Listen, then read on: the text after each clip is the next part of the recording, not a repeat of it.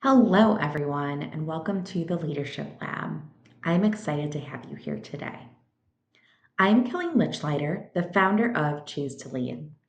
At Choose to Lead, our mission is simple but critical.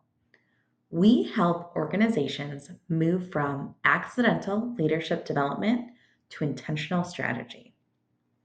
How many of you have had a leader in your organization or have one right now who is excellent at their technical job, maybe your best salesperson or best engineer, but is struggling to actually lead their team?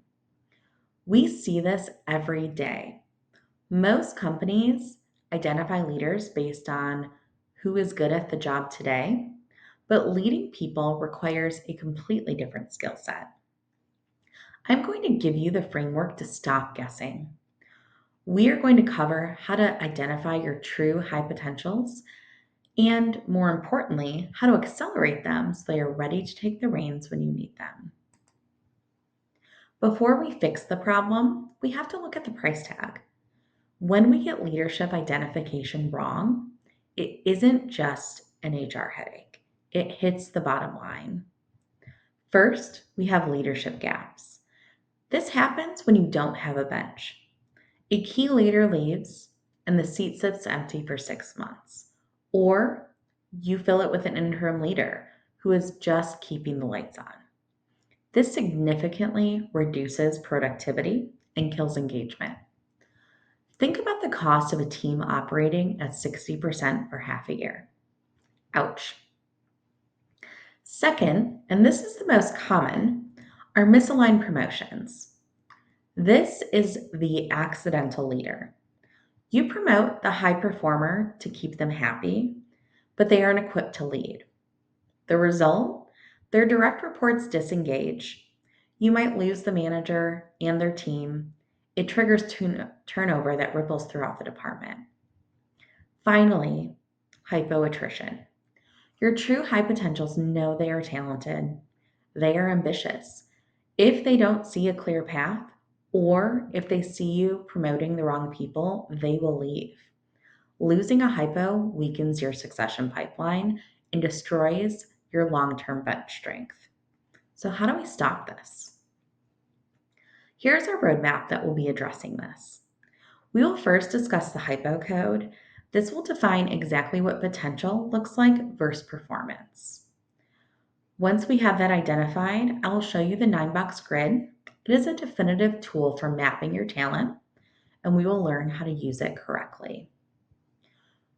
Once they are mapped out, and once we find our HIPOs, we will use the acceleration formula to figure out how to keep them. We'll discuss the development model HIPOs need. We'll then look at why these programs fail and how to avoid these pitfalls. Finally, we'll open it up to your specific questions. Let's start with the definition. Most organizations confuse high performance with high potential. Performance is what they did yesterday. It is a report card. Potential is what they can do tomorrow. It's an aptitude test.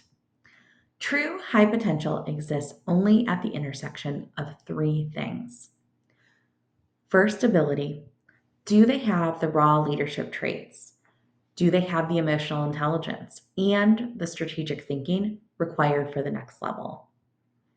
Second is aspiration. This is the one we forget. Do they actually want to lead?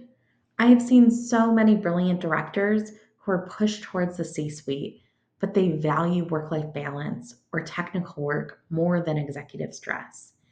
If the aspiration isn't there, they are not a HIPO. Finally, engagement. Are they committed to the organization? You can have a brilliant, ambitious leader, but if they're constantly complaining about the culture or looking for a new job, they are a flight risk. You cannot build a succession plan on someone who has 1 foot out the door. Of these 3 points, ability is the hardest to measure, but the research points us to one non-negotiable trait: learning agility. Learning agility is the ability to learn from experience, adapt quickly, and apply those lessons to new, unfamiliar situations. Think about the last few years. The leaders who succeeded during the pandemic weren't the ones relying on the playbook for 2019. The 2019 playbook was useless. The leaders who won were the ones who could look at a completely new, chaotic situation and make sense of it, then pivot. In senior roles, the problems are never the same twice. If a leader relies only on what worked last time, they will hit a ceiling. You are looking for people who are curious, who can admit when they were wrong, and who seek out feedback. This is the engine of potential. Once we know what to look for, we have to map it. This is the 9-box grid. The x-axis is performance. This is an objective measurement. Did they hit their KPIs? The y-axis is potential. This is the learning agility we just discussed. On the top right, you'll see stars and then high potentials. Stars are your future executives. They deliver results and have the ability to handle more complexity. These people need immediate acceleration or they will leave. The high potentials right next to them need some development to get them to be the stars, but they have the potential to be there. The middle, which is the core players, the solid performers, don't ignore these people. They are the backbone of your company. They are reliable, they are effective. We need to retain them and make them feel valued, but we need to stop promoting them into roles that require high agility. The top left, so if we look at this potential gem, beware of the high potential with low performance. This is always a concern. We need to figure out what's going on with this potential gem. We need to be curious. Are they in the right role? Are they aligned to the right team? Are they aligned to the right organization? Is something going on with them? This is where we need to engage with our resources and really dig deeper. The bottom left, where there's risk or inconsistent players, these are typically performance issues that need immediate management and potentially exit. Using this grid forces an objective conversation. It stops the manager's favorite from getting a promotion they aren't ready for. So you've identified your stars and your high potentials in the top right boxes. Now what? You have to accelerate them using the 70-20-10 formula. 70% of their development should be from stretch experiences. Most companies get this wrong. They send their HiPos to a 3-day seminar and call it development. But 70% of growth happens on the job. You need to give them these stretch experiences. Examples would be assigning them to lead a cross-functional project, having them launch new product, put them in charge of a turnaround situation.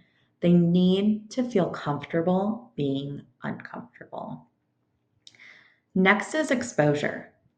That's those 20% in coaching and feedback. They need feedback, especially from senior leaders. This isn't just a pat on the back. It's shadowing a C-suite executive to see how strategic decisions are actually made. Finally, the last 10% is formal training. This is the workshops and certifications, but notice this is only 10%. It supports the experience, but it does not replace it. Even with the best framework, programs can fail. Here are the pitfalls to watch out for. If you have a secret list of HIPOs, you're going to breed resentment. People need to know what it takes to get to the next level. Identifying someone as a HIPO and then doing nothing is worse than not identifying them at all. You raise their expectations and then you don't follow through. They will leave. Just because they are a HIPO doesn't mean they're ready now. If you promote too early without that 70% stretch experience, you're setting them up for failure. And finally, don't focus on fixing their weaknesses, focus on accelerating their strengths. We've covered the theory. Now, how do we implement this? At Choose to Lead, we offer two distinct pathways to help you build this bench, depending on where your leaders are in the journey. First, for those specific moments of transition, we have 90 Days to Lead. This program is laser focused on one specific window: the leader who has just been promoted or is about to step into the role. The first 90 days determine success or failure.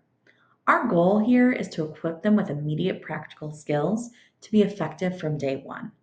We focus on achieving alignment, securing quick wins, and mastering the basics of communication and delegation.